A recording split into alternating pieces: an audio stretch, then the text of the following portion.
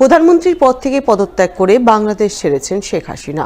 বর্তমানে বাংলাদেশের দখল নিয়েছে সেখানকার সেনাবাহিনী। উত্তাল অবস্থায় রয়েছে বাংলাদেশের বর্তমান পরিবেশ পরিস্থিতি, যার প্রভাব পড়েছে এপার বাংলাতেও। বাংলাদেশের উত্তেজনাময় পরিস্থিতির কথা ভেবে ভারত বাংলাদেশ সীমান্তে হাই অ্যালার্ট জারি করেছে বিএসএফ। কড়া নজরদারি চলছে মালদার ভারত বাংলাদেশ সীমান্ত এলাকায়। বাংলাদেশের বর্তমান পরিস্থিতিতে মালদার মহদীপুর স্থলবন্দরে আমদানি রপ্তানি বাণিজ্যে জোর ধাক্কা লেগেছে। সোমবার দুপুরের পর থেকে এখনো পর্যন্ত দুদেশের মধ্যে বন্ধ রয়েছে পণ্যবাহী লরি চলাচল। তবে ইমিগ্রেশন চেকপোস্ট চালু রয়েছে, যদিও মানুষজনের আনাগোনা কিছুটা কম রয়েছে। এছাড়াও বর্তমানে বেশ কিছু ভারতীয় লরি চালক বাংলাদেশে আটকে রয়েছেন বলে খবর। তাদের দেশে ফিরিয়ে আনার ব্যাপারে চলছে তোড়জোড়। অনেক সমস্যাটা এখন আজকের দিনে মিটেছে। এর আগে কোনো কিছুই সম্ভাবনা ছিল না, খুব অত্যাচার হয়েছিল, খুবই হয়েছিল। আলহামদুলিল্লাহ এখন খুব ভালো আছে। অনেক ভাঙচুর, ক্ষয়ক্ষতি হয়েছে, এইসবই দেখলাম। রাস্তাঘাটে বেরোনো যাচ্ছিল না, খুব অসহায় ছিলাম যে কীভাবে আসবো বাংলাদেশে ফিরে, ইন্ডিয়া থেকে। এরকম একটা পরিস্থিতি ছিল, সেই কারণ থেকে আর কি।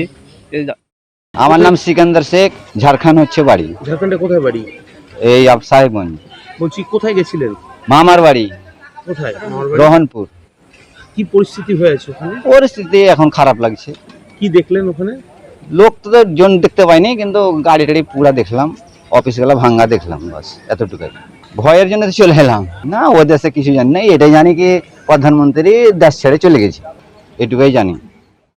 বাংলাদেশের উত্তাল পরিস্থিতির জেরে বাংলাদেশের পানামা বন্দরে এখনো আটকে রয়েছে প্রায় 200-র মতো ভারতীয় পণ্যবাহী লরি। সেই সঙ্গে ওই সমস্ত লরির চালক ও খালাসিরাও সেখানে আটকে রয়েছেন। তবে সকলেই সুরক্ষিত রয়েছেন। তাদের দ্রুত ভারতে ফিরিয়ে আনার ব্যবস্থা করা হচ্ছে।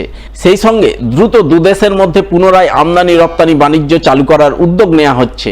কারণ আমদানি রপ্তানি বাণিজ্য বন্ধ থাকলে প্রতিদিন 15 থেকে 16 কোটি টাকার বৈদেশিক মুদ্রার বাণিজ্যের ক্ষতি হচ্ছে।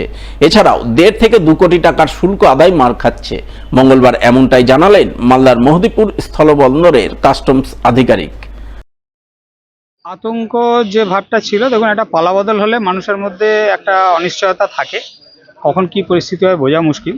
তো সেটা কাল অবধি খুব বেশি ছিল, আজকে অনেকটা প্রশমিত হয়েছে। তো একটু তো বিভিন্ন জায়গায় বিচ্ছিন্নভাবে আছে। এখানেও একটা ছোট্ট ব্যাপার হয়েছিল, ওদের ভেতরে যে লেবাররা ছিল পানামা পোর্টের এলাকায়, সেই লেবারদের মধ্যে একটা পালাবদলের জন্য একটু উত্তেজনা ছিল। সেটা এই মুহূর্তে যা জেনে এলাম অনেকটাই প্রশমিত। এবং আমরা যেটা চিন্তিত ছিলাম এ তরফ থেকে, যে আমাদের যারা ড্রাইভার এবং গাড়ি যাচ্ছে তারা সুরক্ষিত কিনা, এবং আমরা যে নতুন গাড়ি পাঠাবো তারা সুরক্ষিত থাকবে কিনা। তো তার জন্য এইমাত্র কথা হলো, তারা বললো আমরা সুরক্ষা প্রদান করছি। এবং আমরা বললাম যে আগে আপনাদের ওখানে যে গাড়িগুলি কালকে গেছে তাগুলো খালি করে পাঠান, তাহলে আমরা একটু আশ্বস্ত হই। আশ্বস্ত হলে আমরা নতুন করে গাড়ি তাহলে আবার পাঠাতে শুরু করবো। এই মুহূর্তে প্রায় 200-র কিছু বেশি গাড়ি ওখানে আটকে আছে। বাণিজ্য একদিন যদি এখানে বন্ধ থাকে, ধরুন 15 থেকে 16 কোটি টাকার বৈদেশিক বাণিজ্যের ক্ষতি হয় আমাদের তরফ থেকে, যেটা এক্সপোর্ট হয়, প্লাস 1.5 থেকে 2 কোটি টাকার একটা পণ্য শুল্ক আদায় হয়, সেটাও ক্ষতি হয়ে যায়।